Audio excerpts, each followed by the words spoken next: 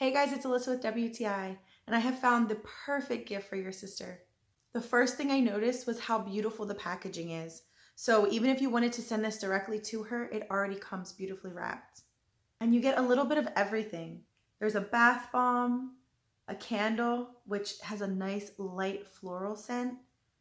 And my sister absolutely loved when she saw the candle that said, "I wish you lived next door." She said, "Oh," so she really enjoyed that. The tumbler is a great size, and it says side by side or miles apart, sisters will always be connected by heart. It's so beautiful and comes with its own straw and straw cleaner. And the chamomile bar of soap has also a really nice light scent. When I gave my sister this gift, she was so excited to put on the socks. They're so buttery soft and just really make you feel like you're being pampered. My favorite part of this whole gift, because I tend to be more on the silly side, is the keychain that says, "If you were stung by a jellyfish, I would totally pee on you." And that is definitely the relationship I have with my sister, and she's terrified of jellyfish. So it was actually perfect. And the jellyfish on the keyring is just such a cute little cartoon jellyfish.